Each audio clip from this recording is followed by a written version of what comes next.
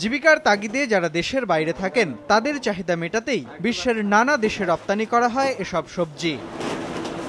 পরিসংখ্যানে দেখা যায় ২০০৫-৬ অর্থবছরে দেশ থেকে সবজি ও ফল জাতীয় খাবার রপ্তানি হয় ১৯,৪৬০ টন, আর রপ্তানি আয় ছিল ৩২.৭৩ মিলিয়ন মার্কিন ডলার। ২০০৯-১০ অর্থবছরে রপ্তানি বেড়ে দাঁড়ায় ২৯,৩৭০ টনে, আর রপ্তানি আয় ছিল ৬৪.২১ মিলিয়ন মার্কিন ডলার। ২০১৩-১৪ অর্থবছরে এই রপ্তানির পরিমাণ বেড়ে দাঁড়িয়েছে ৯৫,০০০ টনে এবং সে বছর রপ্তানি আয় ছিল ২০৯.৩৯ মিলিয়ন মার্কিন ডলার। ব্যবসায়ীরা বলছেন নানা সমস্যা নিয়ে অনেকটা ব্যক্তি উদ্যোগেই এগিয়ে যাচ্ছে এ খাত। বিমানের সমস্যাটা হচ্ছে রাইট টাইমে যায় না, ওনাদের কোনো শিডিউলের ঠিক নেই। আমাদের যখন মালটা পৌঁছানোর দরকার সেই টাইমে পৌঁছায় না। টলি নাই বললে চলে।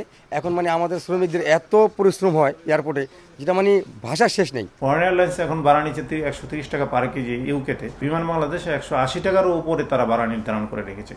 সরকারি পর্যায়ে যোগাযোগ বাড়ালে বর্তমানে মধ্যপ্রাচ্য ও ইউরোপ ভিত্তিক এ বাজার ভবিষ্যতে আরও বিস্তৃতি সম্ভব বলে মনে করেন সংশ্লিষ্টরা। গত ফাইন্যান্সিয়াল ইয়ারে আমার রাশিয়াতে বেশ কয়েকজনে আনারস এক্সপোর্ট করছেন এবং এখান থেকে সবজি ক্যারটও গেছে, বেশ কয়েকটা কনসাইনমেন্ট ক্যারট গেছে। তবে বিশ্ববাজারের প্রতিযোগিতায় টিকে থাকতে এসব পণ্যের গুণগত মান নিশ্চিত করতে কেন্দ্রীয়ভাবে প্রক্রিয়াকরণ জরুরি বলে মনে করেন ব্যবসায়ীরা। পণ্যের গুণগত মান ধরে রাখার জন্য সেই ব্যবস্থাটা কিন্তু আমাদের মাঝে এখনো তৈরি হয়। একটা পণ্য তাদের ১ সপ্তাহ লাইফ থাকতে হবে, কিন্তু সেই ১ সপ্তাহ যখন আমরা লাইফটা দিতে পারবো, দেন আমাদের কিন্তু আন্তর্জাতিক মার্কেটে আমরা সেল করতে পারবো।